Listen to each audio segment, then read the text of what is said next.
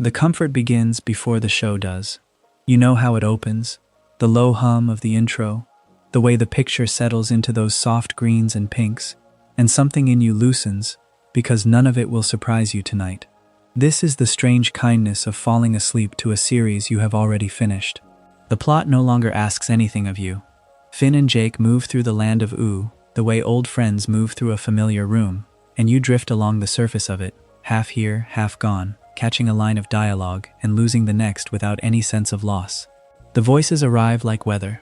You are not watching so much as being kept company, and the land of Ooh turns out to be a very good place to be kept company, because it was built, from the beginning, to feel both enormous and gentle.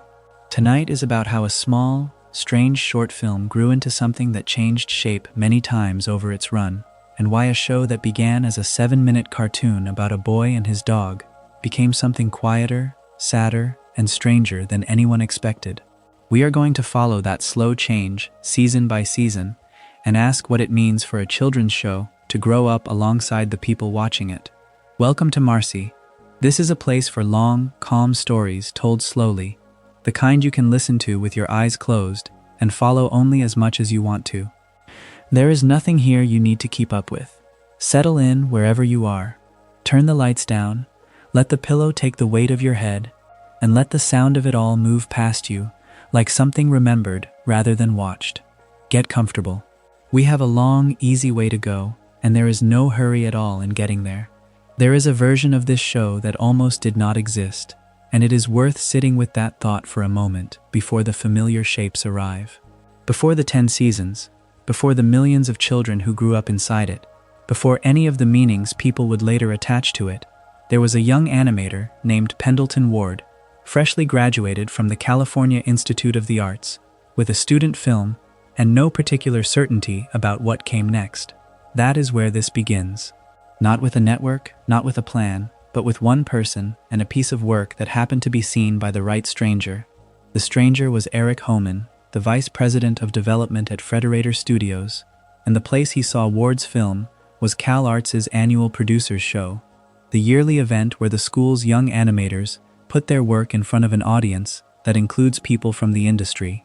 Homan watched Ward's student film and, afterward, approached him and asked him to pitch an idea. Think about how small a hinge that is. A film screened in a room, a person in that room who happened to be paying attention, a conversation that might easily not have happened at all. Everything that Adventure Time would become passed through that narrow opening first, and there was nothing inevitable about it. What came out of that pitch was a short film made for a program called Random. Cartoons, an animation incubator run by Frederator Studios and aired on the Nicktoons network.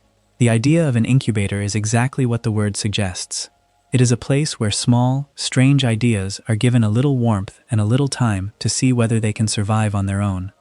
Creators would make a single short, a proof of an idea, and those shorts would air, and the ones that found an audience might, in theory, grow into something larger. Ward's short was one of these, a 7-minute film made to test whether a world was worth building. The way Ward described the making of it is telling. He said he almost made the whole short by himself. That phrase carries the whole texture of how this thing came into being. One person hunched over the work, doing nearly all of it alone. He did have help, and it is worth naming the people who gave it, because they were not a studio, and they were not a staff. They were his recently graduated CalArts friends, Neil Graff, Julian Narino, and Adam Muto, and what they contributed was coloring, background design, and props. Roommates, in other words, helping a friend finish something in the small hours. The production wrapped in the spring of 2006.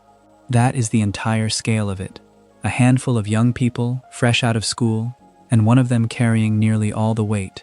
The short finished in spring, but it did not reach the public for the better part of a year. It first aired on January the 11th, 2007, on Nicktoons. And here is where the story becomes genuinely strange for anyone who knows the series that followed, because the 7 minutes that aired that night were recognizably Adventure Time, and yet not quite it. The boy at the center was not called Finn. He was named Penn, and he was voiced by Zach Shada. That single detail rearranges everything. The character who would eventually stand for a certain idea of human courage, the boy whose name became a kind of shorthand for the whole show, began life under a different name entirely, and was only renamed Finn once the short became a series. Not everything changed though, and the thing that stayed constant is the thing that matters most. Jake, the shape-shifting dog, was voiced in that original pilot by John DiMaggio, the same actor who would go on to voice Jake through the entire Cartoon Network run. Consider what that continuity means.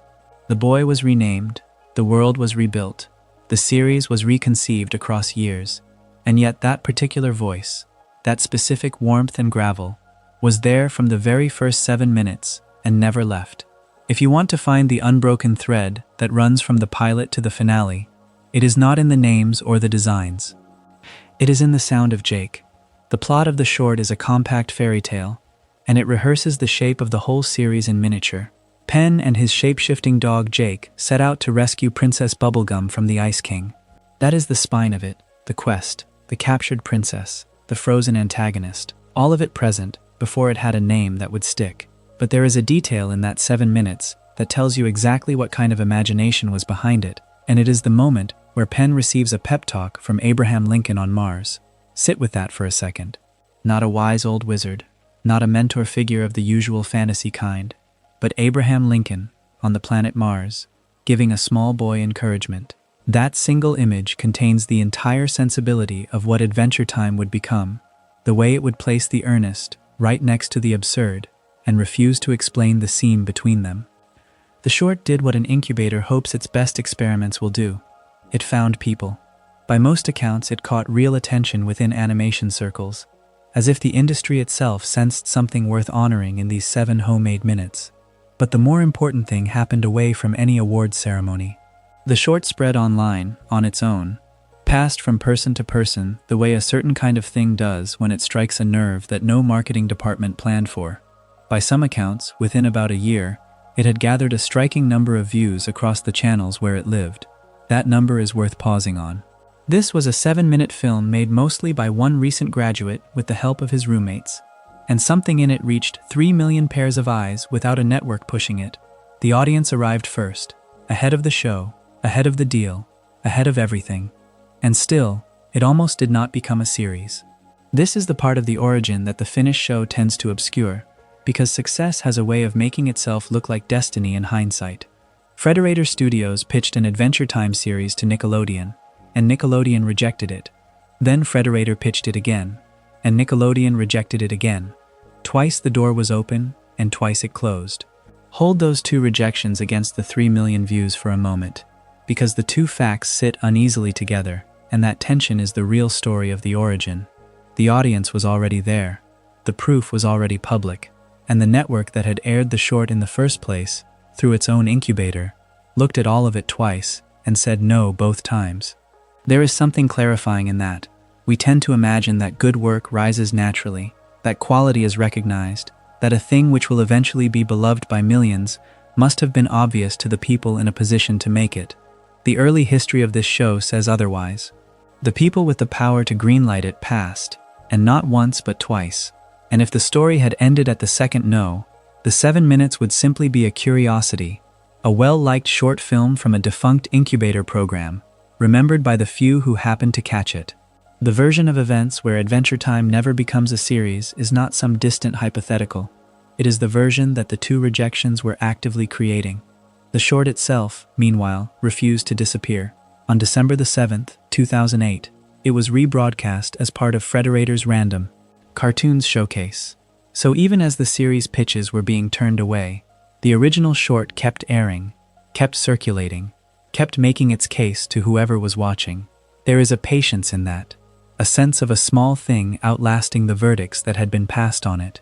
The audience it had gathered did not evaporate because a network said no. It simply waited. And this is where the first chapter of the story properly rests, in that gap between what the short had already proven and what the industry was willing to believe. What we can say with certainty is narrow and strange and beautiful. That a young man's student film was seen by chance at a school showcase. That he was asked to pitch and made a 7-minute short almost entirely by himself, with roommates coloring and building backgrounds beside him. That the boy in it was named Penn, and the dog was voiced by the man who would voice him forever. that there was a princess to rescue and a frozen king to defeat, and, for reasons no one needed to justify, Abraham Lincoln waiting on Mars with words of encouragement, that 3 million people found it on their own, that it was nominated for an award, and that the network still said no, and then said no again. Everything the show would later become, all the meaning and the grief and the philosophy that would be read into its final seasons, grew out of a beginning that was this fragile.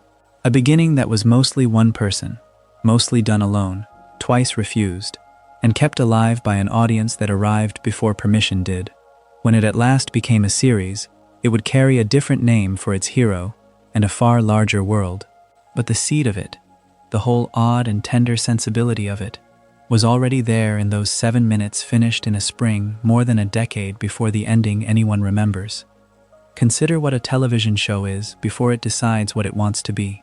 By most accounts, the first season of Adventure Time leaned so episodic that a lot of fans feel you could drop into almost any episode and still follow along fine. Each episode was a closed loop. You could begin with one and end with another, and no thread would snap, because there were almost no threads at all. This is the baseline, the plain floor the show stood on before it started building upward, and it is worth sitting with that floor for a while, because everything the series later became is only meaningful against how little it originally promised. Take the 3rd episode of that first season. The Ice King has actually imprisoned 7 princesses in his dungeon, even though he insists there are only 6, among them Wildberry Princess, Hot Dog Princess, Slime Princess, and Lumpy Space Princess, and the reason he gives is almost childlike in its logic. He wants to marry one of them, and in his own framing he is collecting them all first to be sure he makes the right choice, as though marriage were a matter of assembling a complete set before deciding which piece to keep. There is no tragedy attached to this yet. Nothing whispers to him from the crown, and no lost love lies buried under the ice. He is simply the villain who takes princesses, and the taking is a premise, not a wound. The comedy runs on the gap between the enormity of imprisoning 6 people and the pettiness of the reasoning behind it. The princesses themselves do not behave like victims so much as like an unimpressed audience. Lumpy Space Princess, sitting in captivity, tells the Ice King that she is bored and not having any fun, and she dismisses his story, which he calls Baby What's-It and the Bottle Prince, as lame. Think about the shape of that joke. A kidnapper is trying to entertain his prisoners, and the prisoner's chief complaint is not the imprisonment, but the poor quality of the entertainment.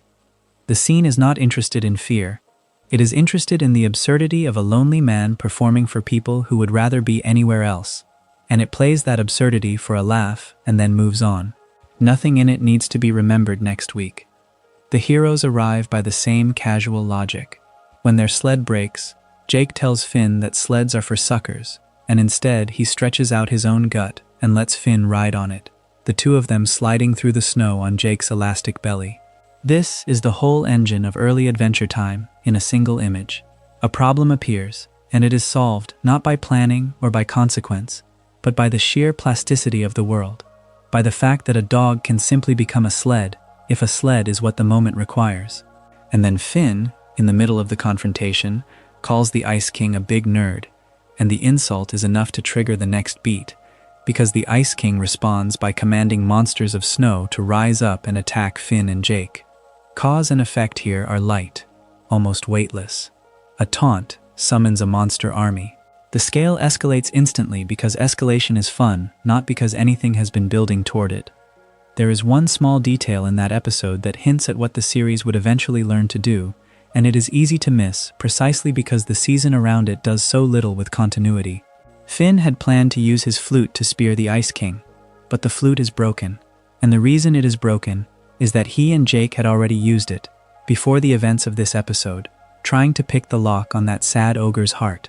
That is a reference to a prior adventure we do not see, an offhand acknowledgement that these two have a history stretching backward past the frame.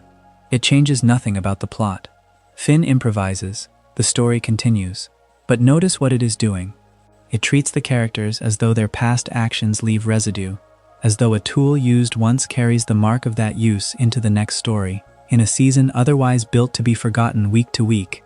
This is a seed of the idea that time might accumulate. The series does not water it yet. It simply plants it and walks away. By the end of that same episode, Finn makes a vow, and the vow is exactly as large and as unexamined as everything else.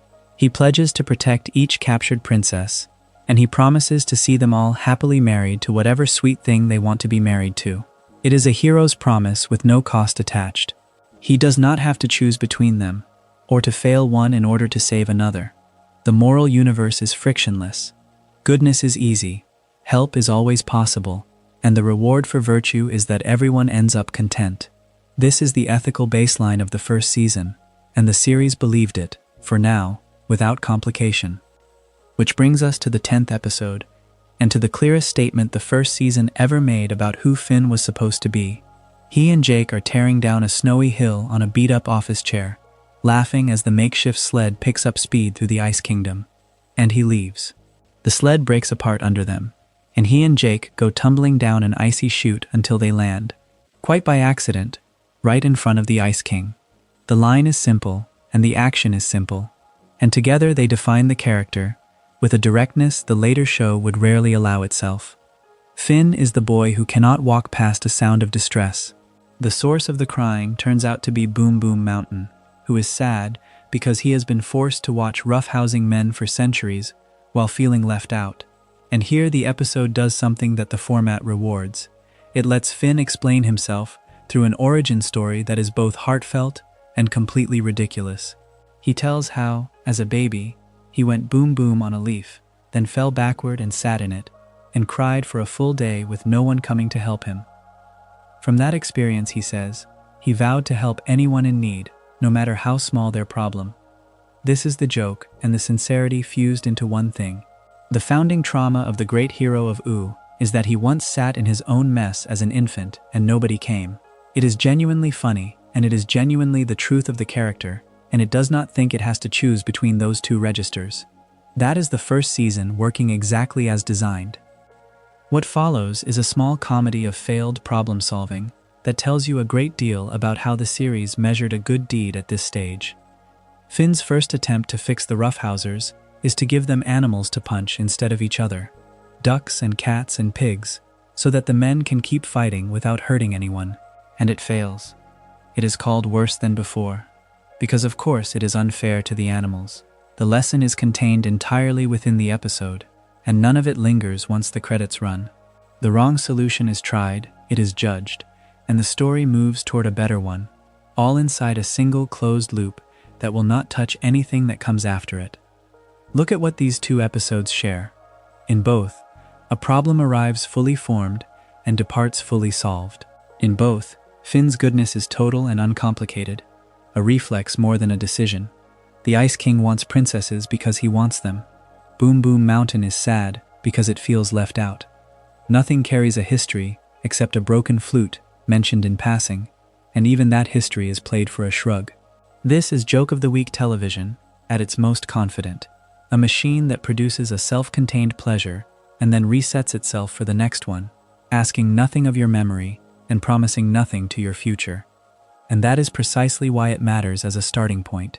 The show that would later break Finn's heart, that would give the Ice King a name and a grief and a slow unraveling, that would let choices cost something and let time leave marks, began here, on this frictionless floor, where a boy could vow to help everyone and mean it, and where the worst consequence of a failed good deed was that some ducks got punched.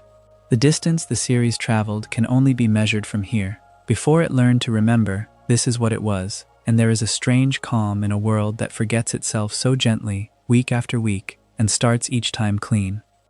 There is a moment in the 4th season of Adventure Time when it stops being a series of adventures and becomes something that remembers. The episode is called I Remember You. It is the 25th episode of the 4th season, and it first aired on Cartoon Network in October of 2012. On paper it looks like a small thing, a story about writing a song. What it actually does is quieter and larger than that. It introduces the idea that this world has a past that hurts, and that the hurt does not reset at the end of the half hour. Consider how it begins, because the beginning is almost a misdirection. Finn wants to write a song, and the reason is entirely ordinary to a boy his age. Jake has told him that ladies are drawn to what he calls bros with tortured pasts, and Finn, taking this seriously, decides that he qualifies. He says he has a way tortured past and then, in the same breath, admits that he does not really remember it. That admission is played as a joke. It is a joke. But listen to it again with everything the episode is about to reveal, and it becomes the thesis stated by accident. A tortured past you cannot remember. The whole story is about to be built on exactly that idea, only it will not be Finn who carries it. Before any of the emotional weight arrives, Finn and Jake go looking for material, and here the episode does something sly with its own metaphor. They visit a room in the Ice Kingdom, a place Finn calls the past room. He describes it as full of emotionally powerful stuff, still wet with tears, and he does not understand what he is standing in. To him, it is a supply closet for song lyrics, a place to grab some raw feeling and carry it off. He takes material from it for inspiration and leaves. Think about what that means as an image. The past is a room in this show now, an actual space filled with grief that has not dried, and the child hero walks through it and takes what is useful and does not look back. That is the series telling you, gently, that it has begun storing things it used to throw away. Then the story hands itself to Marceline, and this is the pivot that matters. Finn and Jake do the thing it has always done with the Ice King. They tie him up in cords, intending to take him away, to treat him as a problem to be removed from the scene. It is the standard shape of 100 earlier episodes, the villain contained, the day restored, and Marceline stops it. She tells them to leave him with her, because, as she puts it, they are working on a song together. So, they leave him behind. That small redirection is the entire argument of the chapter. The Finn and Jake angle, the capture, the antagonist, the reset, all of it is set down at the door. What remains in the room is a much older relationship that the boys are not part of and cannot see. What Marceline does next is the first time Adventure Time treats memory as a physical, accumulating thing rather than a punchline. She uses objects from the Ice King's past as a template for the song. A receipt, a takeout menu, old newspaper clippings. These are not magical artifacts. They are the debris a life leaves behind, the paper that survives when the person inside does not. She lays them out and works from them, and the effect is that the song is not invented, but reconstructed, assembled from evidence. This is a genuinely unusual thing for a children's cartoon to do. It says that the past is real enough to leave a paper trail, and that someone loved this person enough to keep reading it. The heart of the scene is a name. Marceline shows him a photo clipping and tells him, directly, "This was you, Simon, before the war." She tells him he took this picture, that he scribbled all over it. She is not asking. She is informing him of his own history, holding up the proof, and he does not recognize the name. He answers, in effect, that he does not know who Simon is, replying only with confusion, and he identifies himself instead as a lyricist, a man whose memories are all here, on the page. That is a devastating substitution if you let it land. He has replaced the man he was with the role he now plays, and he believes the page is where he lives. Marceline is holding the evidence that he once had a self, and he is telling her that his self is now a hobby. She confronts him twice in that same scene, and the repetition is deliberate. She asks him whether he remembers anything at all. Then she presses further and asks why he even comes to see her when he does not remember her, when he does not even know who he is. Hear the shape of those two questions. The first is about the past. The second is about the present, about the strange loyalty of a broken mind that keeps returning to a person it can no longer place. He comes back to her without knowing why. Something in him remembers a direction even after it has forgotten the reason. That is a more complicated kind of sadness than a villain being defeated, and the series had not really attempted it before this. And then the song itself, which he sings voiced as Simon, the man he no longer knows he was. The lyrics describe finding Marceline as a little girl, alone in the wreckage of the world. They include the line, "I am losing myself and I am afraid you are going to lose me too." And they include the question, "I need to save you, but who is going to save me?" Set aside for a moment that this is animation. Those words describe a caretaker watching his own mind go while he is still responsible for a child. The song reverses everything the scene has shown you. On the surface, Marceline is the one holding the memories, doing the remembering, taking care of a man who cannot take care of himself. In the song, it is the other way around, and it is years earlier, and he is the one holding her. The present and the past are singing to each other across the same table. What makes this the show's true pivot, more than any single line, is that none of it resolves. The Ice King is not cured. Marceline does not get her friend back. The receipt and the menu and the clippings do not add up to a restoration. The episode ends with the past still wet, to borrow Finn's phrase, and it expects you to carry that forward into every future appearance of these two characters. That is what serialized emotional continuity means, and it is worth being precise about why this counts and earlier hurt did not. Adventure Time had been sad before, but its sadness used to be contained inside single episodes, resolved or shrugged off by the credits. Here, for the first time, it asks you to remember, to hold a grief across the gap between episodes the way Marceline holds it across the gap between the man and the boy she is speaking to. It is worth remembering that this did not come from nowhere, that it was made by people making choices. As fans have pieced the credits together, the episode's writing and storyboarding are attributed to Cole Sanchez and Rebecca Sugar, from a story credited to Patrick McHale, Kent Osborne, and Pendleton Ward, with direction credited to Larry Licklider, Adam Muto, and Nick Jennings. Sugar in particular would go on to build an entire show around the idea that love and memory and identity are the real material of animation, and you can hear that intention forming here, in a song assembled from a dead man's paperwork. My own view, for what it is worth, is that this is the episode where Adventure Time decided what it was going to be about for the rest of its life. Not adventures, the people you keep coming back to when you can no longer remember why. There is a moment in the third season, in an episode called Holly Jolly Secrets Part 2, when Adventure Time stops being one kind of show and becomes another. It does not announce the change. There are no ominous chords, no title card warning the audience that childhood is about to end. Instead, there is a stack of confiscated tapes, and 3 characters sitting down to watch them the way children watch anything they are not supposed to see. Finn, Jake, and Bimo have taken the Ice King's private recordings, and they settle in, expecting perhaps something embarrassing, something to laugh at. What they are actually about to do is decode the origin of a tragedy, though none of them yet knows that is what it is. Consider how strange the scene is on its surface. The Ice King, who to this point in the series has been a nuisance, a joke, a kidnapper of princesses played entirely for comedy, keeps tapes of himself, and on those tapes he cries. Finn and Jake become convinced there is a pattern hidden in the crying, a message buried in something as unliterary as a grown man weeping, and they set about trying to read it. Think about what that premise smuggles in. To look for a code inside someone's tears is to assume that the sadness means something, that it is structured, that it points somewhere. The story has not told us to take the Ice King seriously. The children in the story decide to, almost by accident, and the audience is pulled along behind them.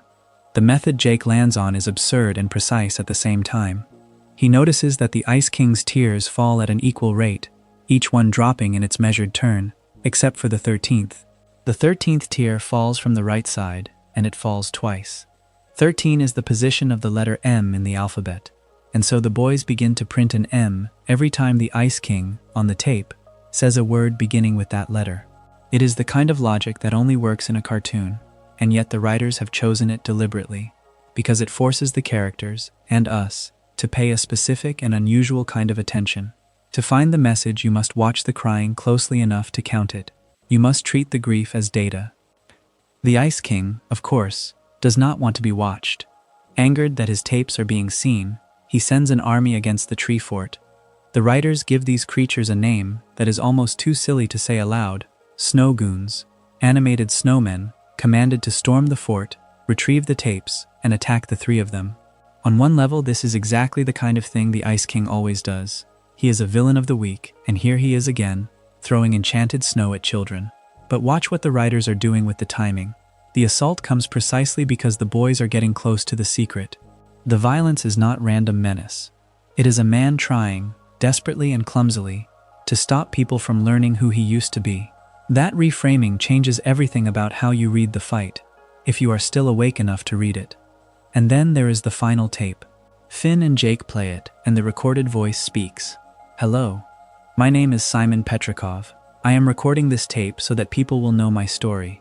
Those are the exact words, and they land with a weight the rest of the episode has been quietly building toward. A name. Not the title the world knew him by, but the name underneath it. A name offered by a man who understood, when he recorded it, that he might someday need strangers to know he had once existed as himself. The line is an act of preservation, made in advance of a loss he could already feel coming. The story Simon tells on the tape is small and human, which is what makes it terrible. He says he was studying to become an antiquarian of ancient artifacts, and that before all of this he never believed in the supernatural. Hold on to that detail, because it is the hinge of the whole thing. Here is a scholar, a man whose entire training is skepticism, a man who handles old objects for a living and does not think there are ghosts inside them. He is the last person who would be undone by a magic crown, and that is exactly the person the show chooses to undo. The crown, he says, he purchased from an old dock worker in northern Scandinavia, and he brought it home to show his fiancée. Her name was Betty. He says it plainly, the way you say the name of someone who is simply part of your life, and always will be. Then he tells the part he cannot take back. He recalls putting the crown on his head, jokingly, the way you might try on a hat in a shop to make someone laugh. And the visions began. He fought them, shouting at them, struggling against whatever the crown was showing him, until he understood, too late, that it was not real, that it was the crown. Listen to the sequence of that realization. He does not describe a gradual seduction or a bargain knowingly made, but a joke that turned, in the space of a moment, into something he could not switch off. The gesture was casual. The consequence was total. When he takes the crown off, he looks up, and Betty is looking at him with contempt. That is the word the moment carries. Contempt. The face of someone who has just watched a person they love become a stranger. And then Simon says the line that closes the door. I never saw Betty again. 4 words. The episode does not dramatize the parting, does not give us a scene of her leaving or a door closing. It simply hands us the fact, in the recorded voice of the man it happened to, and lets the absence do the work. Everything that might have been a love story is compressed into the gap between that look of contempt and the flat, final report that she was gone. Worse than the loss is what the crown leaves behind. Simon says that since that day he sees the visions constantly, whether or not he is wearing the crown. The object worked on him, even after he set it down. It had rewritten him, permanently, so that taking it off changes nothing. This is the detail that turns a fairy tale into something closer to a description of illness. The affliction is no longer external. He cannot throw it into the sea the way he could the crown. It lives in him now, running underneath every hour of his life, and nothing he does will quiet it. He is describing, on a tape he made so that people would know his story, the exact moment his mind stopped being reliably his own. And here is where Adventure Time performs the trick that would define the rest of its run. As the tape shows the crown and the man wearing it, Finn and Jake react in shocked unison. The Ice King, that is the recognition. The scholar named Simon Petrikov, the man with a fiancée and a doctorate in old things, the man who did not believe in the supernatural, is the same buffoon who has been throwing snow goons at their fort all episode. The joke and the tragedy are one person. Everything the audience laughed at is retroactively the wreckage of everything on this tape. Think about what that does to every earlier appearance of the character, every kidnapping and every tantrum. They do not become less funny exactly, but they acquire a floor of grief underneath them that was always there and that you simply could not see. This is the moment the mystery box opens for the first time, and notice how little it actually gives away. It does not explain the crown fully. Nothing here tells us what the visions are, or where Betty went, or how a modern antiquarian ended up in a land of candy people and magic. It hands over one tape, one name, one lost woman, one irreversible change, and one horrified realization, and then it stops. The apocalypse that reshaped this world is not narrated here. It is implied, sitting just off the edge of the frame, in the fact that a man from a recognizably ordinary life is now a cackling wizard in a kingdom that should not exist. The writers understood that a secret is most powerful in the instant it is confirmed to be real and before it is explained. So they let Finn and Jake say the name aloud, in shock, and they let the tape end. And they trusted that the audience would spend the seasons that followed unable to stop thinking about it. Consider, for a moment, how much of what a viewer feels about a cartoon comes down to the hand that draws it. Not the writing, not the voices, but the line itself, the width of an eye, the roundness of a limb, the way a body sits inside its own outline. For the first 3 seasons of Adventure Time, that hand belonged to Phil Reinda, who served as the lead character and prop designer, the person responsible for how the inhabitants of the land of Ooo were shaped before they ever moved. Every silhouette that felt right, every proportion that made a candy person read as candy, or a monster read as friendly, passed through his sense of the world. And then, quietly, the role changed hands. Andy Ristaino had already begun working on the series during its 2nd season, learning the language of the place before he was asked to speak it. Starting with Season 3, he took over from Rinda as lead character designer, and the transition was not a rupture so much as a passing of a torch between people who understood the same visual grammar. Think about what that continuity requires. A show can survive a change of designers only if the new hand can hold the tone of the old one, while slowly bending it towards something of its own. Ristaino did exactly that, and the proof arrived a few years later in the form of a small golden statue. The episode was called Puhoi, and it first aired on Cartoon Network on the 8th of April, 2013. For his character designs in that single episode, Ristaino won the Primetime Emmy Award for Outstanding Individual Achievement in Animation. By most accounts, it was among the show's earliest Emmy recognitions, and there is something fitting in the idea that one of the first major awards it received was for the way its people looked rather than the way its stories were told. Adventure Time was often praised for its emotional depth and its strange writing, but the Emmy went, first, to the drawing, to the shapes, to the man who decided what a character should be before anyone decided what it should do. He was not working alone, of course, and the visual identity of the series was never the product of one department. Nick Jennings served as art director, and he worked alongside the creative director Pat McHale, the two of them overseeing the backgrounds, the color, and the character design as a single connected whole. Jennings won an Emmy of his own in that same category, which tells you something about how it was built. The look of Ooo was not a single artist's vision applied downward. It was a conversation between people who each held a piece of it, the color answering the line, the background answering the character, the whole thing balanced by hands that trusted one another. When a place feels lived in, when a painted sky feels like it continues past the edge of the frame, that is the art direction working in the same breath as the design. It helps to remember where the actual animation was made. The drawings were designed in the United States, but the animation itself was produced overseas, at Rough Draft Korea, and for some seasons at Serom Animation, both in Seoul, South Korea. This was not unusual for American television animation of the era, and it is easy to forget how many hands, across how many miles, a single frame passes through before it reaches a screen. The character designs left one country as a set of rules, and returned from another as motion. That the program held together as well as it did, that the tone stayed consistent across such a distance, is a quieter kind of achievement than an Emmy, and no less real. The tools mattered too. Adventure Time was animated using Toon Boom Harmony, a software built for exactly this kind of production, with the character drawings digitally inked and painted, rather than done on paper and photographed. This is worth sitting with, because the flat, clean, slightly rubbery look of the show, the look that so many people can picture with their eyes closed, is partly a product of that pipeline. Digital ink gives a line a particular evenness. Digital paint gives a color a particular flatness. The softness people associate with it is not an accident of style alone. It is also the signature of the process that made it, the same way a woodcut carries the grain of its block, which is what makes the show's occasional departures from that look so striking. Because every so often, Adventure Time handed its world to someone from entirely outside its own crew, and let that person remake the surface of the thing completely. The first time it did this fully was in an episode called A Glitch is a Glitch, which aired on the 1st of April, 2013, around the same period that Puhoi was earning the series an Emmy for its ordinary style. This episode was written, storyboarded, and directed by the guest Irish filmmaker David O'Reilly, and O'Reilly did not render it in the flat two-dimensional look the show had spent years perfecting.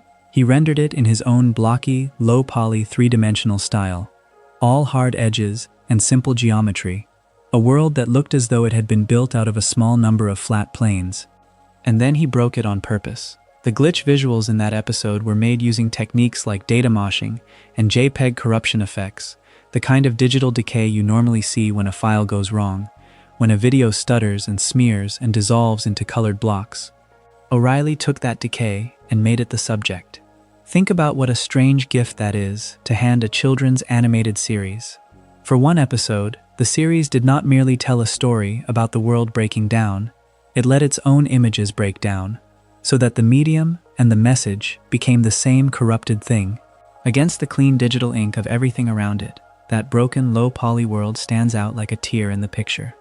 The show returned to this idea of the outside hand more than once, and the second time it invited in a guest director from beyond the regular crew.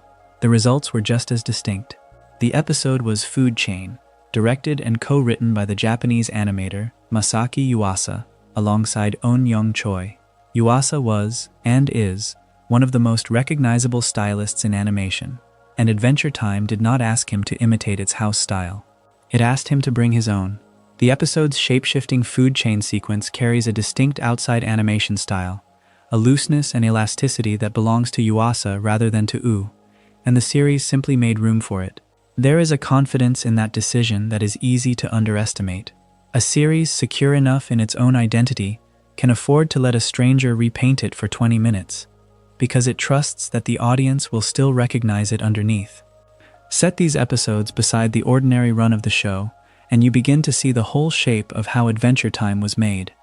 On one side, a stable, carefully tended visual identity, passed from Rinda to Ristino, guarded by Jennings and McHale, executed by studios in Seoul, through the even lines of Harmony's digital ink. On the other side, a willingness to throw all of that open, to let David O'Reilly corrupt the picture into low-poly ruins, or let Masaki Yuasa stretch the food chain into something that moves by different rules. The consistency and the experiments were not in conflict. The consistency is what made the experiments legible. You can only feel how strange a glitched world is if you have spent years inside a world that never glitched. You can only feel Yuasa's hand because you have grown so used to hands that were not his. The look of Adventure Time changed, over and over, precisely because it had a look steady enough to change against. There is a particular kind of quiet that settles over a project when the person who dreamed it up decides to step out of the driver's seat. It is not a collapse, nor even, necessarily, a change anyone watching from the outside can name right away.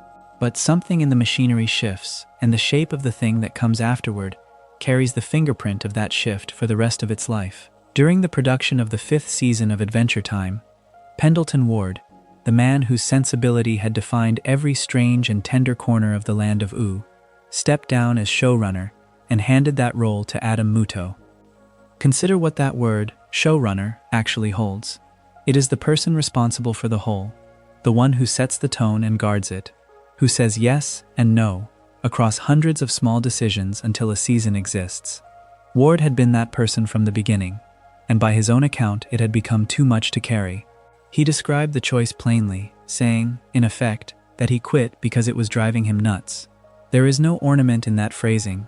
It is the language of someone who has arrived at the far end of his own patience and is simply telling the truth about it.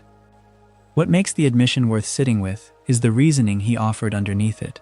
He explained, in effect, that having quality of life outweighed the need to control this project and to make it great all the time. Think about what that sentence contains. It is a public statement from a creator that the pursuit of greatness, unrelenting and total, had come into conflict with the basic business of being a person who is well.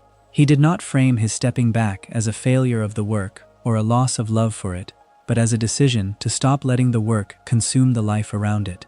That is a rare thing to hear said aloud, and it reframes the whole idea of what it costs to make something good. The pressure, as he described it, did not come only from the writing and the drawing and the shaping of episodes. It came from everything that had grown up around the series. By that point, Adventure Time had grown well past a single series. It had merchandise, it had games, it had a whole apparatus of ancillary products that all needed attention, and the growing demands of managing those things alongside the series itself contributed to his burnout.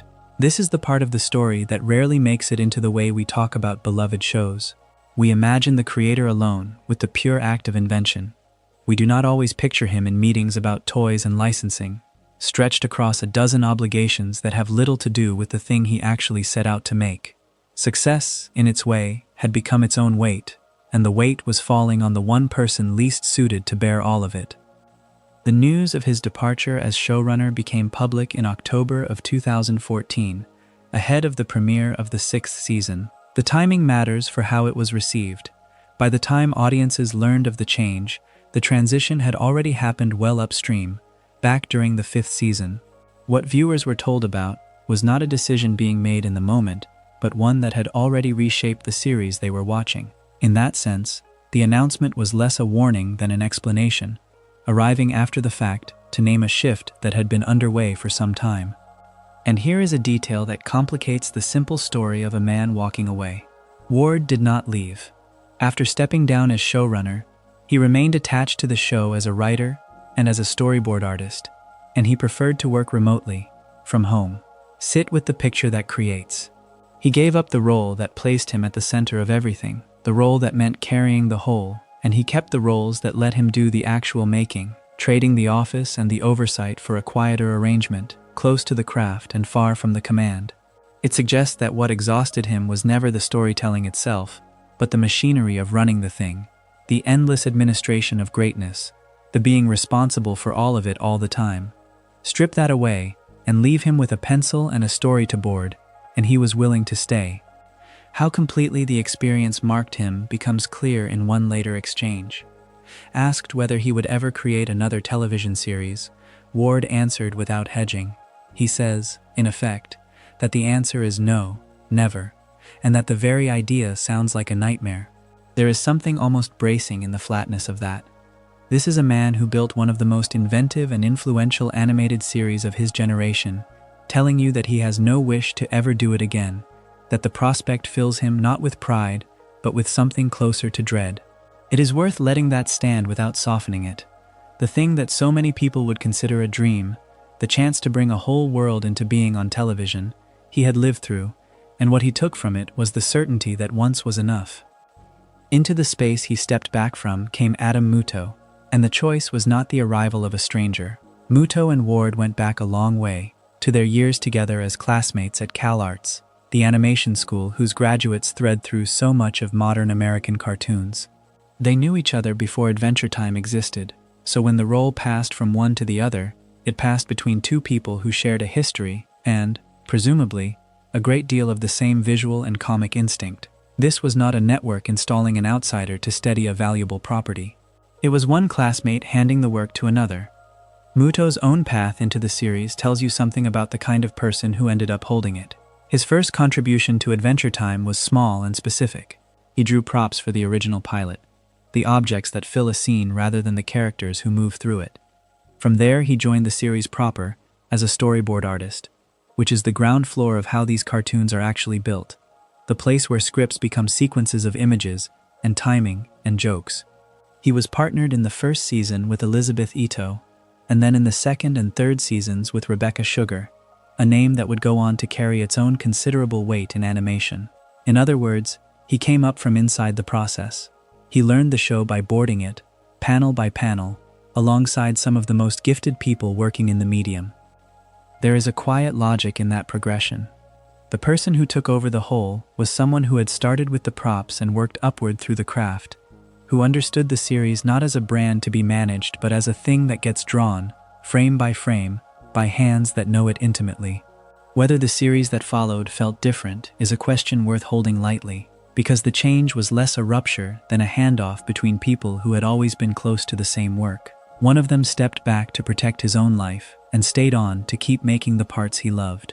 The other, who had been there almost from the first prop, stepped forward to carry what remained.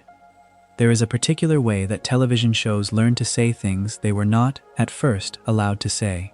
It does not usually happen in one dramatic announcement.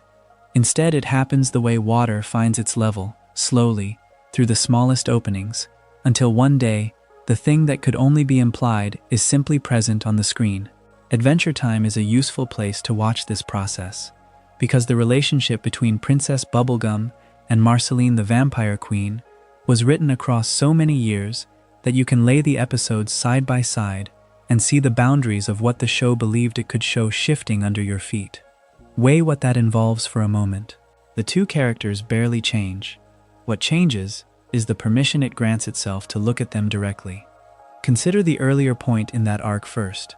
In What Was Missing, an episode from the third season that aired in September of 2011, Marceline sings a song called I'm Just Your Problem. On its surface, it is a piece of the plot, one of several songs the characters perform to pass a test.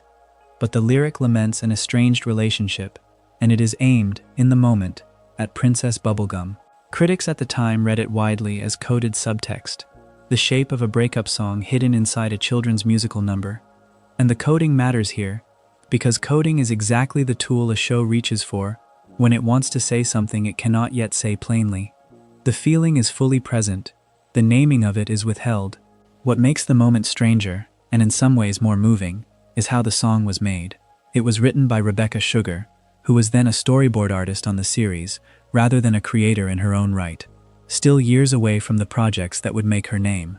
Olivia Olson, who voices Marceline, performed it, and the accompaniment was built out of the other characters, in story, with Finn beatboxing, Bubblegum herself on synthesizer, and Jake playing viola. So the person the song is about is literally helping to play it. There is something quietly perfect about that arrangement. The target of the lament sitting in the band, part of the machinery of the very complaint aimed at her. It could not tell you what these two were to each other.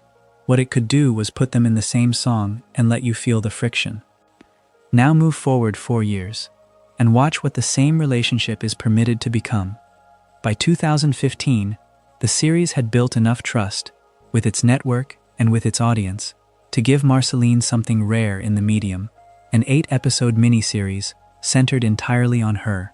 Stakes aired inside the 7th season as a 4-night television event that November, from the 16th to the 19th, a concentrated block of storytelling that treated her history and her interior life as worthy of that much room.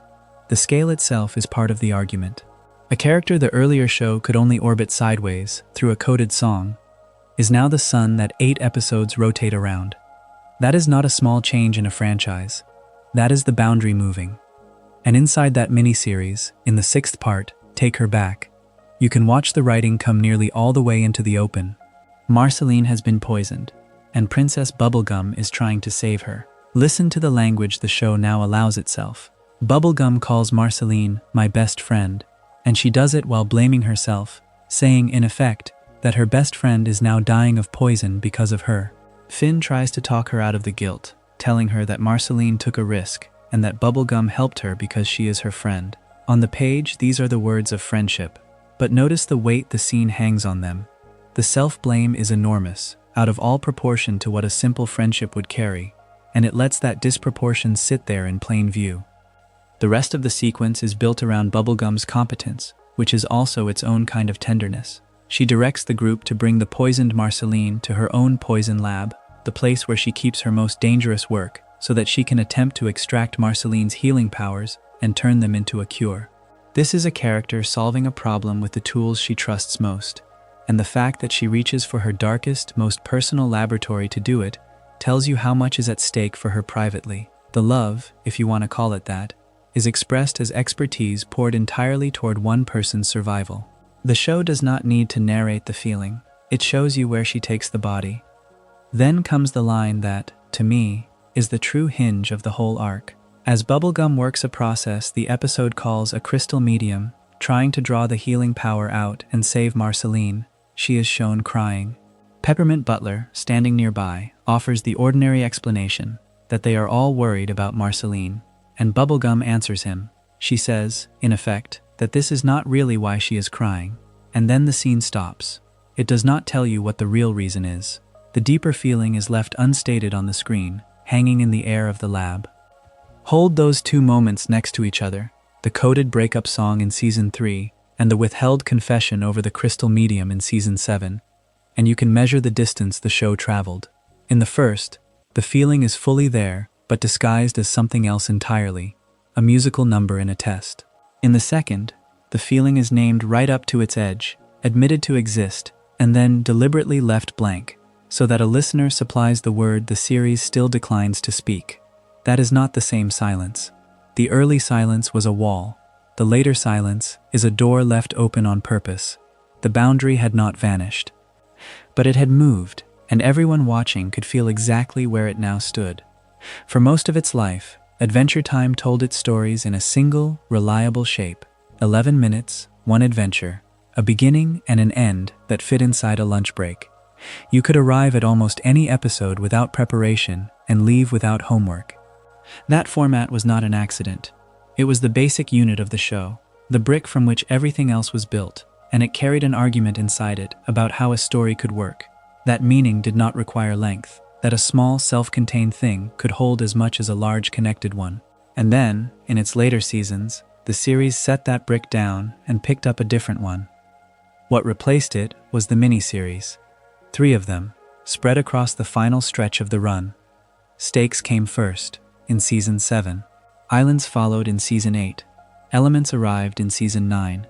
Each broke from the standard standalone format it had used for years, and each did so in the same particular way. None of the 3 was a single long story stretched to fill more time.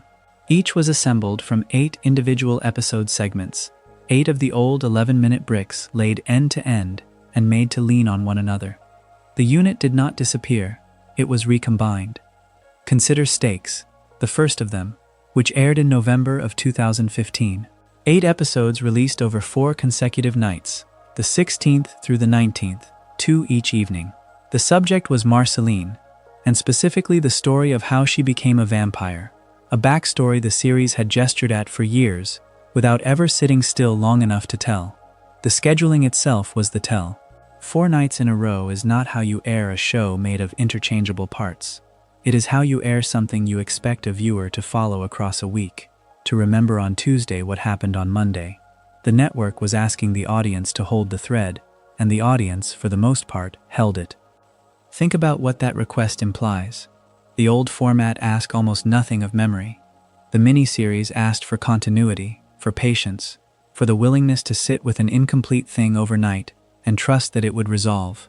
This is a different relationship between a show and the person watching it, and Adventure Time did not stumble into it. It chose it 3 separate times, refining the shape with each attempt. Islands, the second, is where the form reveals what it was for. 8 episodes again, credited as Season 8, episodes 20 through 27, aired across 4 nights at the very end of January and the start of February in 2017. And here the story does something the standalone format could not easily do. It takes the characters out of the world entirely. Finn, Jake, Bimo, and Susan Strong leave the land of Oo, the only setting the show had ever really used, and they sail across the ocean. The reason is Finn. He is going to learn about his human origins, and to do that he cannot stay home, but must cross water, and the crossing takes time, and the time is the point. You could not tell this story in 11 minutes because the story is partly about distance. It is about how far you have to travel to reach the truth of where you came from, and a single episode cannot make you feel a journey. 8 episodes can. The miniseries gives the voyage room to be long, and the length is not padding, it is meaning. By the end, the program delivers what it sailed all that way to find. Finn was born on Hub Island, to a mother named Minerva Campbell and a father named Martin Mertens. And as a baby he was separated from that father, set adrift on a raft in the ocean after a creature called the Guardian attacked. That image, an infant alone on the water, is the origin the whole voyage was reaching toward, and it lands with a weight it could never have carried as a cold open. You had to sail there to arrive at it. There is a small production detail worth holding on to, because it says something about how the miniseries was understood even at the time. Islands was released on DVD and digital download on the 24th of January, 2017, ahead of its television broadcast. The disc came first, the airing second. That is not how you release a set of loose standalone episodes. It is how you release a film, or a book, something meant to be taken as a whole, and owned as a whole.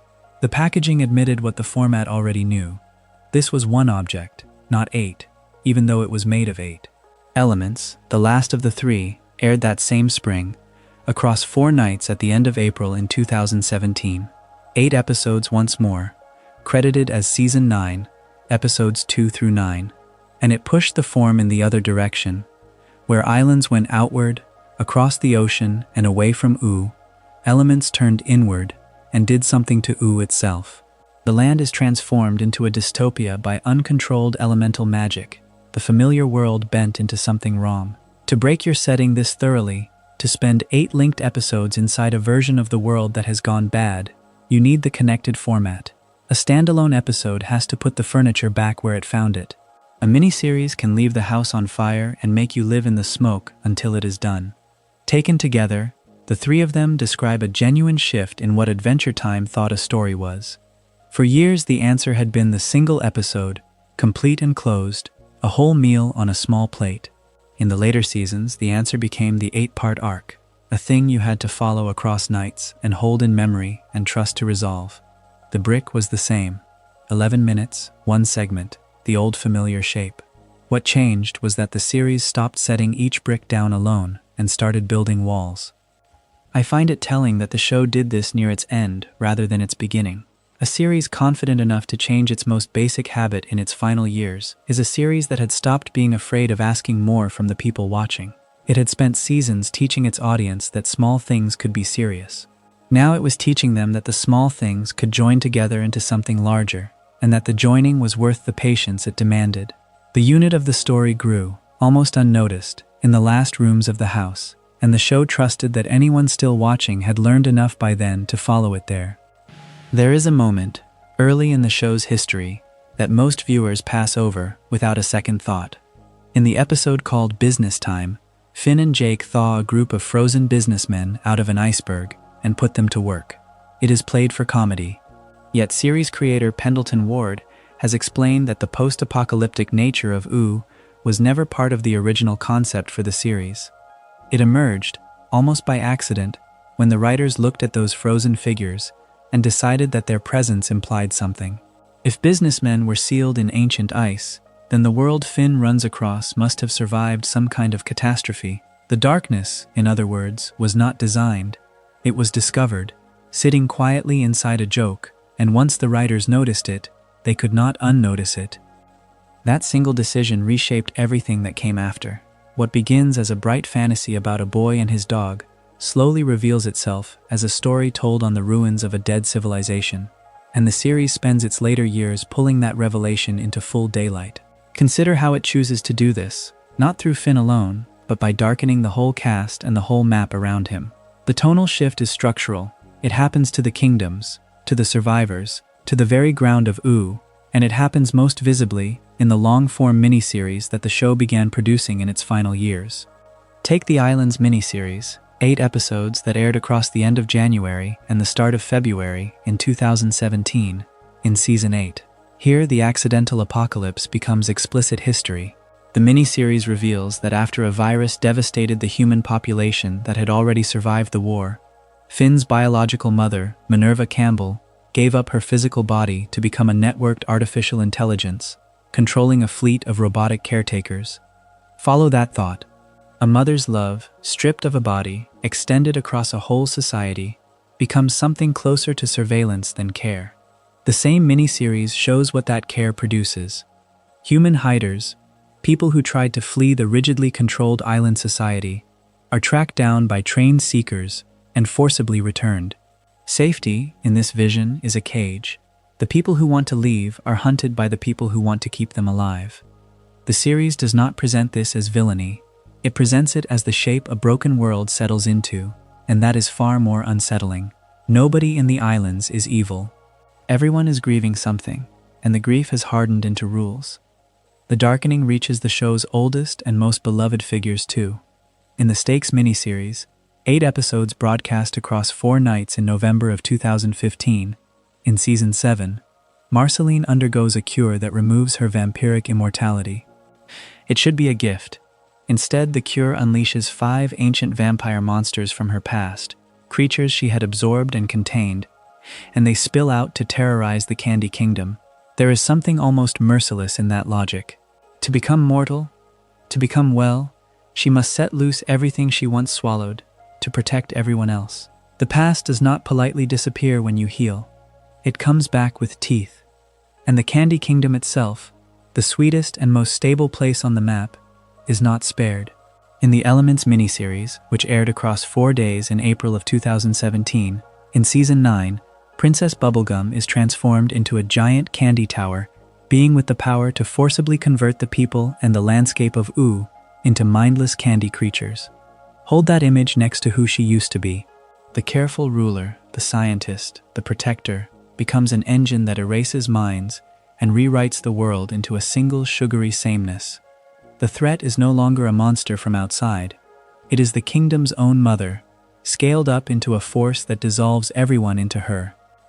This was not the first time it had knocked Bubblegum off her pedestal. In Hot Diggity Doom, an episode from June of 2015, she is legally voted out of power by a rival who calls himself the King of Ooh. She loses the Candy Kingdom throne, and she throws down her crown before she leaves. It is a small scene next to the towering horror of the Elements arc, and yet it belongs to the same downward movement. The stable order of Ooh can be dismantled by a vote, by ambition, by the slow, ordinary erosion of the things that seemed permanent. First, she loses her crown to politics. Later, she becomes a catastrophe herself. Set these arcs side by side, and a pattern appears that has nothing to do with any one character's growth. The virus and the networked mother, the vampires loosed from a cure, the ruler turned into a converting tower, the crown thrown down in a courtroom. Each one takes a source of safety and shows the ruin folded inside it. Mothers become systems of control. Cures become invasions. Protectors become erasers. The world that was built, without planning, on the memory of a catastrophe, spends its final seasons remembering harder, and the memory spreads outward from the survivors into every corner of the map. What started as a frozen joke about businessmen ends as a world learning, slowly and calmly, exactly how it broke. For most of a decade, this show opened the same way. A title card, a familiar pair of adventurers, and the immediate present of Ooh. You always knew where you stood in time. The finale refuses that comfort from its first frame. It opens 1,000 years after the timeline you have been following, and the two figures walking across a tropical island are strangers to you. A boy named Shermie, a girl named Beth. They are not Finn, and they are not Jake, and the show makes no apology for that absence. Think about what a strange decision this is for a series to make at its very end, to hand its final hour to characters you have never met and give you no time to grieve the ones you have lost. The break in format is not only about who you follow, it is about how the story chooses to reach its subject. Beth and Shermie are exploring together when a creature called the Prize Ball Guardian knocks something loose, and what falls is an old, unmarked mechanical object. There is no label on it, no context, nothing to tell them, or you, what it once was. Beth wants to identify it. That is the whole engine of the opening. A girl who finds an unfamiliar piece of the past and decides to research it, rather than leave it a mystery. The finale, in other words, begins not with an adventure, but with an act of scholarship, with the impulse to look something up. What she finds when she looks is a rumor. A library book tells her that a figure called the King of Ooh is said to have lived forever in a cave atop Mount Cragdor. Shermie is unconvinced. He calls the King of Ooh just a myth, and in doing so he speaks for a certain kind of viewer, the one who assumes the old stories are exaggerations that have grown taller with distance. But the series is building a structure here. It has placed 1,000 years of forgetting between itself and its own history, and then it has sent two children to see whether the legends survive the gap. The object, the book, the mountain. Each step is a layer of retrieval, and each layer moves the finale further from the way this program used to tell a story. Then the myth answers the door. Beth and Shermie actually locate the King of Ooh, and he greets them as though they were expected. He tells them he had known they were coming because of his proximity radar, a line that lands with the show's old comic deflation, a grand mystical figure explaining himself through a piece of cheap technology. Real and a little ridiculous, he is both at once. Consider how much work this reveal performs. It confirms that the legend held, that the rumor in the library book pointed at something true, and it does so while undercutting any temptation toward solemnity. The keeper of the past is not a prophet. He is an old man with a gadget who has been waiting for company. He recognizes the object at once, saying it belonged to his best friend, and here the finale allows one of its most human small failures. He reaches for the name and gets it wrong, calling the friend Fred, then correcting himself to Phil. Memory = even in the mouth of the man who has lived forever, is imperfect. He describes this Phil as a hero, someone who was there at the end of what he calls the Great Gum War. And that phrase, spoken almost in passing, is the hinge the entire opening has been built to reach.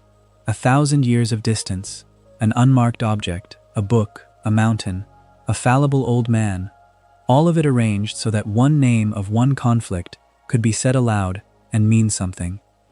Because the mention of the Gum War triggers a flashback, and the flashback is where the finale's boldest structural choice completes itself. The episode leaves Beth and Shermie's future era behind and drops back into Finn and Jake's time. What you are watching, then, is a story within a story. The present of the series has become a frame, a set of listeners in a far-off century, and the material you actually came for arrives as something recalled, something narrated to children who were not there. The format has turned the entire history of Ooh into a bedtime tale, told after the fact. For a series that once lived so fully in its own moment, this is a profound reversal, and the finale commits to it without flinching. Inside that recalled time, the storytelling changes register again. It is BMO who narrates the origin of the Gum War, and BMO tells it in the shape of a bedtime story.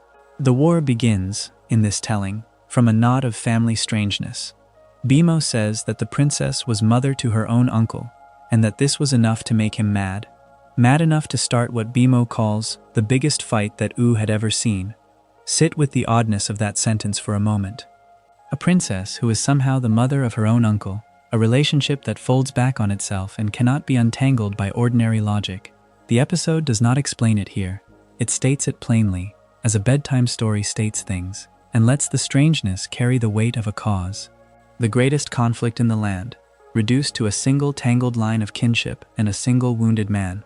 From the fable, the finale moves into the machinery of the war itself, and it lets you watch both sides prepare. Princess Bubblegum plans a military pincer maneuver, and she gives it a name that is pure to her character: Operation Shut the Door. She orders Banana Battalions 3 and 4 to strike at Gumbald at the stroke of high noon. There is something almost tender in how ordinary the tactics sound: banana soldiers and a set hour, the vocabulary of a candy kingdom pressed into the service of real strategy. She has thought this through. She has a plan, and she intends to follow it precisely, and that intention is about to be tested. It is tested by Finn, who brings her a warning. He reports having seen Normal Man, Betty, and a smoking Maja flying together, and he tells Bubblegum that this is a bad omen. Strange enough, he suggests, that the battle should be called off. This is Finn in a role the show has given him before, the one who reads the signs and asks the leader to pause. But Bubblegum rejects the warning. She proceeds with her own plan, and the finale lets that refusal stand without softening it. The hero counsels restraint. The ruler declines. Whatever comes next will come, because she chose to keep going after being asked to stop. And on the other side of the field, Gumbald is watching her. He spies on Bubblegum's battle tactics through a device, close enough to know her thinking, and the finale gives his moment a small, deliberate piece of comedy. Right as he shouts, "Long live Gumbaldia," the device flashes a low battery warning. The threat and the malfunction arrive in the same breath. His grand declaration of his own kingdom is undercut, in the very instant he makes it, by a dying gadget. The same kind of technological deflation the King of Ooh carried 1,000 years later with his proximity radar. It is a rhyme across the whole structure, the powerful figure betrayed by ordinary hardware. And then, with the spying done and the sides set, Bubblegum declares that the attack begins now. So the finale has moved you, in a single unbroken motion, from a beach 1,000 years in the future to the opening word of a war in the past. It reached that war through an object nobody could name, a rumor in a book, a myth that turned out to be a man, a friend whose name he could not quite hold, and a story told the way you tell a story to children. The show that once insisted on its own present has ended by treating its present as history, something recovered rather than lived. Everything that this program had learned about change over its 10 years is folded into that choice of form. Rather than simply ending the adventure, it steps 1,000 years past it and looks back, asking two strangers, and you, to decide whether the old stories were ever true. There is a particular kind of ending that does not end. Adventure Time closed its story in 2018, walked its characters to a horizon and let the credits fall over them, and for a while that seemed to be that. Then, on the 23rd of October in 2019, HBO Max announced that it had greenlit 4 one-hour specials under the title Adventure Time, Distant Lands, and the series that had finished came quietly back. Consider what that decision assumes. It assumes that the finale was not a door closing, but a room emptying, and that there were still figures standing in the corners of it, waiting to be looked at again. The 4 specials arrived across roughly a year and a half. BMO came first, in June of 2020. Obsidian followed that November. Together Again arrived in May of 2021, and Wizard City closed the set that September. They were produced by Cartoon Network Studios, created, as the original had been, by Pendleton Ward, and executive produced by Adam Muto. What matters about that continuity of hands is that Distant Lands is not a reboot handed to strangers. It is the same authorship returning to its own material with the freedom that a full hour, rather than 11 minutes, allows. And each special takes a figure who lived at the edge of the original show and moves that figure to the center. Begin with BMO, because BMO is the strangest choice and therefore the most telling one. The little living game console, the household object with a soul, is placed in deep space and asked to respond to a deadly emergency as the hero of the story. Think about what that reframing does. For 10 seasons, BMO was a companion, a comic presence, a thing that belonged in the tree fort and made the tree fort feel like home. To lift that same being into open space and hand it the weight of a crisis is to argue that heroism was never a property of Finn and Jake specifically. It was a role, and the role can be worn by the smallest and most overlooked member of the household. The program had always been gentle toward its side characters. Here it simply follows that gentleness to its logical end and lets the sidekick carry the hour. Obsidian turns from the whimsical to the intimate. It follows Marceline the Vampire Queen and Princess Bubblegum as they travel together to the Glass Kingdom, and it puts them in the position of confronting Marceline's turbulent past. Other videos on this channel have spent real time inside the sorrow of these characters, the long ache of immortality, and the memory of the world before the war. I will not retell that here. What Obsidian offers that is new is the fact of the pairing. These two go to the Glass Kingdom together. The past is turbulent, and it is Marceline's, but she does not face it alone, and the choice to make the confrontation a shared one is itself a kind of statement about where these two arrived after the finale. The original series ended by finally letting their relationship stand in the open. Obsidian takes that as settled ground and builds a story on top of it, which is a very different thing from a story that is still asking the question. Then comes the special that is hardest to watch without feeling the years pass. Together Again reunites Finn and Jake. It does so after their deaths from old age, many years after the events of Obsidian, and it frames what follows as the most important adventure of their lives. Sit with the structure of that sentence for a moment.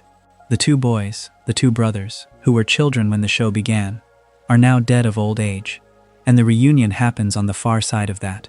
Jeremy Shada and John DiMaggio return to voice them, the same voices that grew up with the parts, which gives the reunion a weight that no recasting could carry.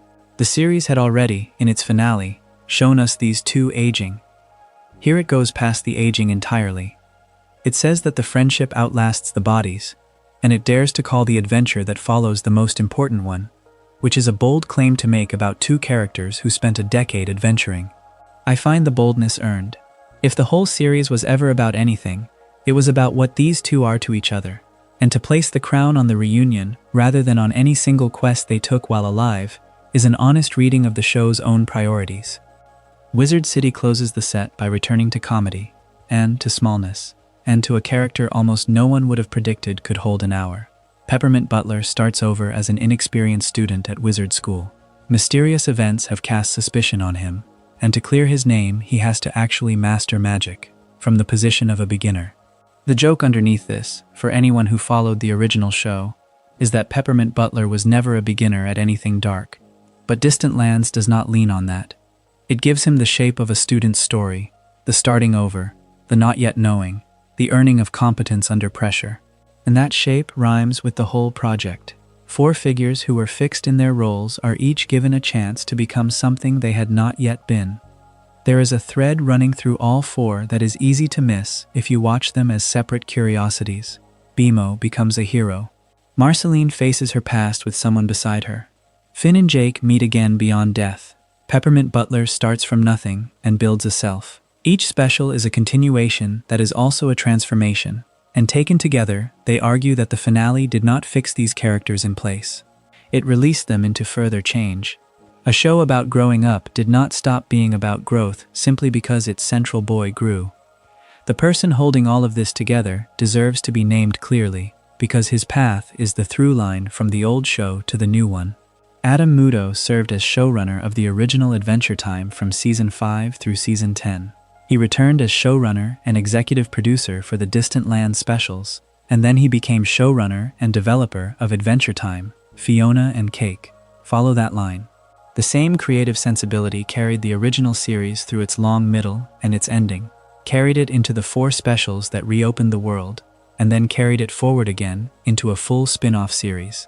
This is not a franchise being passed from hand to hand and diluted at each exchange. It is one continuous stewardship, choosing again and again to return.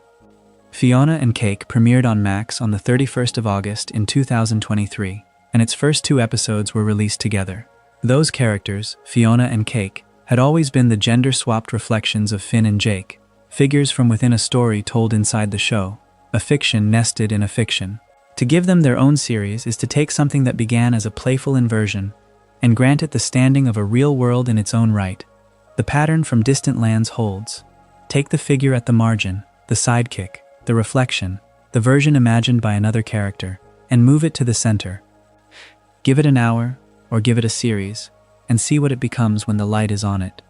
What all of this describes is a show that learned how to continue without pretending it had never ended. The finale stayed a finale. The years still passed inside the fiction. Old age still came. Deaths were not undone. And yet the world stayed open, tended by the same hands, willing to look again at whoever was standing in the corner of the room. That is a rarer thing than a revival. It is a body of work that treats its own ending as a place to stand rather than a wall to lean against, and that keeps asking, of even its smallest characters, what they might still turn out to be. By the time Adventure Time ended, the conversation around it had changed shape entirely, and the fastest way to trace that change is through the awards it collected and the critics who wrote about it. Consider where it began. In 2010, its very first year on the air, an episode from the pilot season called My Two Favorite People was nominated for the Primetime Emmy Award for Outstanding Short Format Animated Program. Notice the wording of that category, short format. This was a show being recognized, at the start, for its brevity, for the quick 11-minute burst, for the thing it could do in a small window. The recognition was real, but it was recognition of a certain size. The industry saw a promising little cartoon and honored it as a promising little cartoon. What happened over the following years is that the apparatus of prestige slowly stopped treating it as small. 3 years later, in 2013, the storyboard artist Andy Ristaino won that same Individual Achievement Emmy for his character design work on the episode Puhoi. Think about what that shift represents. The award is no longer for the format or the program as a whole. It is for a single craftsperson, named, honored for the specific work of imagining how a character should look. That is the kind of recognition usually reserved for work the industry has decided to take seriously as a craft, and the industry had decided. The honors began arriving from more than one direction at once. In both 2013 and 2014, back-to-back, Adventure Time won the British Academy Children's Award, the BAFTA, for international programming. 2 years running, a British institution looked across the ocean and named this American cartoon the International Children's Work Worth Marking. And in 2014, the Annie Awards, the awards that animation gives to itself, folded the series into 2 of their categories. Adventure Time won the Annie for Best Animated Television or Broadcast Production for a Children's Audience, and Tom Kenny, the voice actor, won the Annie for voice acting for his work on the show. There is something worth pausing on when a field honors one of its own like that. The Annie is animators recognizing animators, voice people recognizing voice people. It is the respect of peers rather than the applause of outsiders, and it is often the harder respect to earn. Then came the award that sits slightly apart from all the others, because it does not belong to animation or to children's television at all. At the 74th Annual Peabody Awards, recognizing programming from 2014, Adventure Time won a Peabody. The ceremony was held on the 31st of May, 2015, in New York, and a familiar face from television comedy is said to have hosted it, while Cartoon Network's Adventure Time crew went up to accept the award. Understand what the Peabody is. It is an award for storytelling across all of broadcasting, for journalism and documentary and drama, an award that measures whether a piece of work said something true and said it well. For a cartoon aimed at children to stand in that company is a statement about how far the perception had traveled. The language of the citation tells you why. The jurors praised the show for its uniquely imagined, truly odd fantasy world, and for telling stories about exploration and adventure that help children work through their anxieties about growing up. Read that slowly. The oddness, the strangeness that a lesser jury might have treated as a flaw or a novelty, was named as a virtue. And the jurors went further. They said it embraces fear and wonder, excitement and unpredictability, and that it treats emotional depth with the same weight it gives to comedy, all while, in their phrase, dumbing nothing down. That last idea is the whole argument in miniature. Here was an institution built to honor serious broadcasting saying, in effect, that a show for children had refused to underestimate them and had been rewarded for the refusal with genuine feeling. The seriousness the series had always carried under its surface was now being read back to it by people whose job was to judge seriousness. The critics were arriving at the same conclusion by their own road, and their road is worth following because it runs alongside the awards rather than through them. Whatever we're working on, the writers at the AV Club, Emily Gwendelsberger and Oliver Sava, both handed the show's 5th season grades in the A range, A and A-. And Sava, writing about what the series had become by that point, put his finger on the mechanism. He observed that the longer story arcs and the dissection of characters seemed, by his reading, to open up room for genuine poignancy. Dwell on that sentence, because it explains the trajectory of everything else. The awards were not simply piling up because it stayed the same and voters warmed to it. They were piling up because the show was doing more. It had begun as a series that could earn a short-format nomination on charm and invention, and it had grown into a series whose extended arcs let it reach for feeling it could not have reached for in 11 quick minutes. The critical grades and the Peabody citation were describing the same growth from 2 angles. And so the last data point closes a circle that opened almost a decade earlier. In 2018, the series finale Come Along With Me was nominated for a Primetime Emmy for Outstanding Animated Program at the 2019 ceremony. Look carefully at that category and set it beside the very first nomination. The first, in 2010, was for Outstanding Short Format Animated Program. This last one was for Outstanding Animated Program, the top general animation category, with no qualifier for children and no qualifier for length. The series had graduated out of the small room it was first honored in, and into the main one, where it stood on equal footing with animation made for anyone. It did not win. The award went that year to an episode of The Simpsons called Mad About the Toy. But think about who it lost to. It lost to the longest-running institution in American animated television, the show that had defined the form for a generation. To end your run as a serious contender against The Simpsons in the general category is to have finished the journey from the short-format shelf all the way to the center of the room. That is the arc, laid out in nominations and citations and letter grades rather than in plot. A show that began as a charming oddity honored for its smallness and ended as a work that a jury of broadcasters and a field of animators and a room of critics had all, in their separate languages, decided to take seriously. The perception did not shift because anyone was told to shift it. It shifted because the work kept reaching further, and the people whose job was to notice, noticed. Adventure Time began as something small and strange, a boy and his talking dog wandering a bright, silly wasteland, and over the years it became one of the most quietly ambitious stories that animation has ever attempted. What looked like nonsense was patient world-building. The candy kingdoms and the ruined highways and the songs sung to no one were always pointing at the same thing, a land built on the bones of a world that ended, and children learning to be kind inside the wreckage.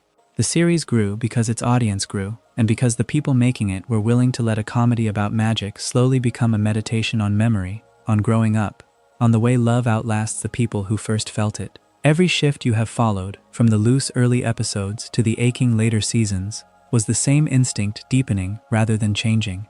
It trusted its viewers to sit with sadness and to notice. And so the ending is not really an ending. Somewhere in the last frames, a boy who is no longer a boy walks on, and a crown that once held a good man waits in the dark, and a song drifts up through the branches of a treehouse that has seen everything and forgotten nothing. The land goes on. The morning light comes down over the ruins, soft and forgiving, and the story simply keeps breathing. If you enjoyed this video essay, make sure to subscribe. Thanks for watching, and I will see you in the next.